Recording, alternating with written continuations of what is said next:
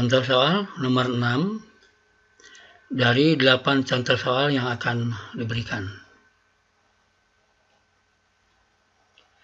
7 orang pengurus sebuah organisasi duduk mengelilingi meja bundar.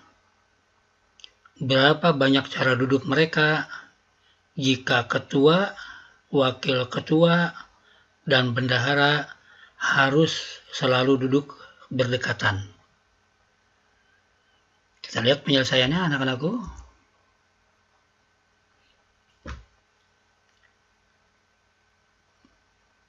Jawabannya yaitu 5 dikurangi 1 faktorial dikali 3 faktorial.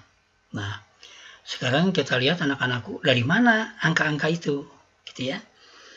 Yang jelas anak-anakku dalam pembahasan permutasi itu ada beberapa macam. Ada permutasi n unsur yang diambil ke unsur berbeda, begitu ya. Ada permutasi n unsur yang diambil sebanyak m unsur, n unsur yang sama, begitu. Dan ada juga yang terakhir yaitu tentang permutasi siklis.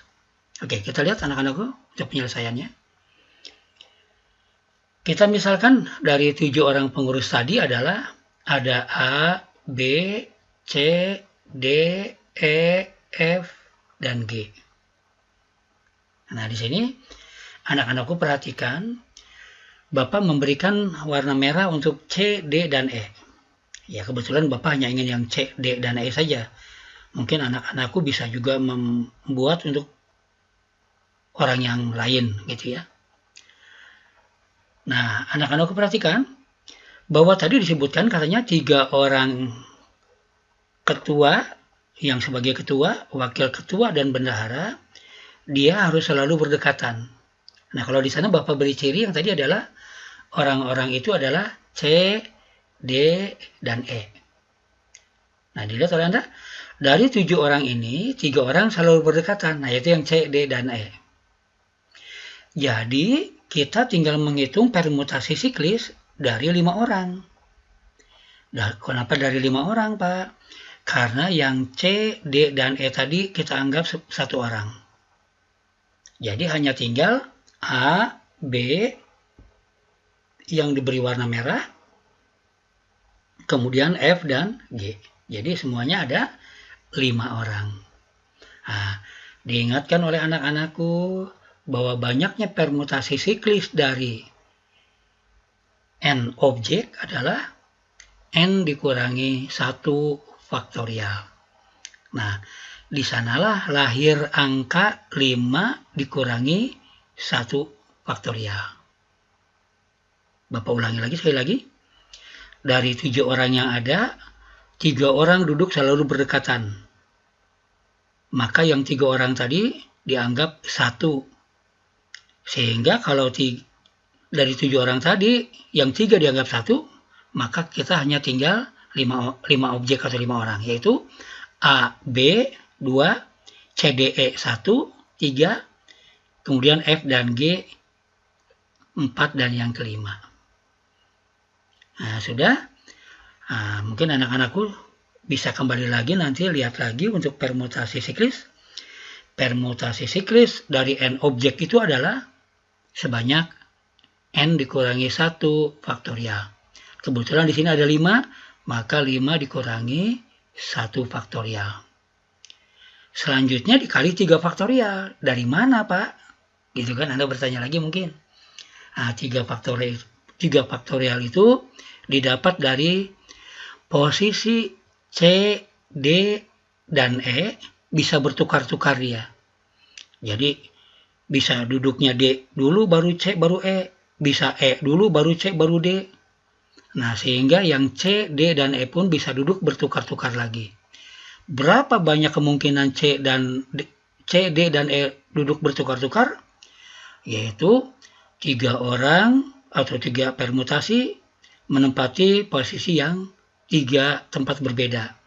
Tak lain itu adalah 3 permutasi 3. 3 permutasi 3 itu berapa, Pak? Yaitu 3 faktorial. Oke? Nah, anak-anakku bisa lihat? Nah, sedangkan C, D, dan E, 3 orang yang duduk berdekatan, juga dapat duduk dengan posisi yang berbeda, yaitu 3 faktorial, yaitu 3 dikali 2 dikali 1 sama dengan 6. Oke, kita lanjutkan langkah berikutnya. Maka didapatlah banyaknya kemungkinan adalah 4 faktorial dikali 3 faktorial. 4 faktorialnya adalah 24 dikali 3 faktorialnya yaitu 6. Maka didapatlah kemungkinan formasi yang berbeda-beda dalam permutasi siklis ini adalah sebanyak 144. Mudah-mudahan anak-anakku paham ya. Dan kita akan lanjut ke contoh soal berikutnya, yaitu contoh soal nomor 7 dari 8 contoh soal yang akan diberikan. Ada 2 kelereng merah identik, 3 kelereng biru identik, dan 4 kelereng hijau identik akan disusun berjajar. Tentukan banyak cara susunan kelereng tersebut jika diurutkan secara berjajar. Nah, mungkin anak-anakku, ini kalau kita lihat di nomor di depan tadi, yaitu tadi mah di nomor di depan disebutkan bahwa ada 3 buku berbeda, begitu kan ya? Ada 2 buku berbeda, ada 4 buku berbeda. Kalau di sini 2 kelereng merah identik, berarti kelerengnya warnanya sama, bentuknya juga sama. Demikian juga 3 kelereng biru yang identik, 4 kelereng hijau yang identik. Oke, kita disuruh berapa banyak cara susunan kelereng tersebut jika diurutkan secara berjajar. Kita lihat penyelesaiannya. Permasalahan yang diberikan akan kita selesaikan dengan menggunakan permutasi dengan beberapa unsur yang sama. Jadi semua kelerengnya adalah sebanyak berapa? Sebanyak 2 ditambah 3 ditambah 4, yaitu sebanyak 9. Jadi kita akan mencari permutasi dari 9 unsur dengan 2 unsur yang sama, yaitu yang kelereng merah identik tadi, dengan 3 unsur yang sama juga, yaitu 3 kelereng biru yang identik, dan 4 kelereng hijau yang identik. Oke, maka banyaknya kemungkinan menurut permutasi dengan beberapa unsur yang sama itu adalah, yaitu tak lain dari 9 faktorial dibagi 2 faktorial dikali 3 faktorial dikali 4 faktorial. 9 faktorialnya dari mana? Yaitu 2 ditambah 3 ditambah 4 dari 9 objek itu dibagi oleh unsur-unsur yang samanya. Yang samanya itu adalah 2 kelereng merah, 3 faktorialnya dari 3 kelereng biru identik, dan yang 4 faktorialnya adalah 4 kelereng hijau yang identik. Oke, kita lanjut. Maka kita dapat hitungannya adalah 9 faktorial itu adalah 9 dikali 8 dikali 7 dikali 6 dikali 5 dikali 4 faktorial. Kenapa kita berhenti sampai di 4 faktorial? Karena di penyebutnya sudah ada 4 faktorial. Kita tinggal coret nanti. Jadi 4 faktorialnya kita coret. Berikutnya, 2 faktorialnya adalah 2. Nah, anak-anakku perhatikan. Nanti ini kita coret dengan 8. 8 kita coret dengan 2-nya, yang 2 kali 1. Kemudian yang 3 kali 2 kali 1, 6, kita coret dengan 6 yang ada di pembilang. Oke, kita lanjut. Maka didapat langkah berikutnya adalah tinggal 9, 8-nya tadi udah dibagi 2, tinggal 4, dikali 4, dikali 7, 6-nya kita coret tadi, dikali 5, dan 4 faktorialnya kita coret. Maka didapatlah banyaknya kemungkinan kita membuat kelereng itu diurutkan secara berjajar adalah sebanyak 9 kali 4 kali 7 kali 5, yaitu sebanyak 1263. cara. Kita lanjut berikutnya anak-anak dengan contoh soal yang nomor 8. Yaitu contoh soal yang terakhir. Contoh yang nomor 8 dari 8 soal. Ya, kita lihat. 2 buah dadu dilempar undi bersama-sama 1 kali. Tentukan peluang muncul mata dadu berjumlah 5 atau 7. Kita lihat penyelesaiannya. Kita misalkan, A adalah kejadian muncul jumlah mata dadu 5. Ya, kita lihat. Himpunan untuk muncul mata dadu berjumlah 5, anak-anakku paham sendiri bahwa jumlah 2 mata dadu yang berjumlah 5 itu tak lain, yaitu adalah 1,4, artinya 1 di mata dadu yang pertama dan 4 di mata dadu yang kedua.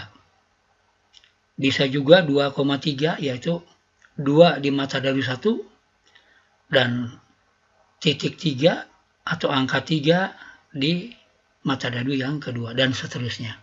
Hanya ada 4 kemungkinan, yaitu 1,4, 2,3, 3,2, dan 4,1. Maka didapatlah bilangan kardinal dari himpunan A yang kita tulis dengan NA, maka ada 4. Atau banyaknya himpunan A adalah anggotanya sebanyak 4. Kita lanjut berikutnya. Kita misalkan kejadian B adalah kejadian muncul jumlah mata dadu 7. Mungkin anak-anakku juga sudah paham. Jumlah untuk mata dadu 7 adalah jumlahnya yaitu 1,6, 2,5, 3,4, 4,3, 5,2, 6,1. Jadi semuanya ada berapa? Ada 6, yaitu bilangan kardinal dari himpunan B atau banyaknya himpunan B adalah sebanyak 6. Kita lanjut berikutnya.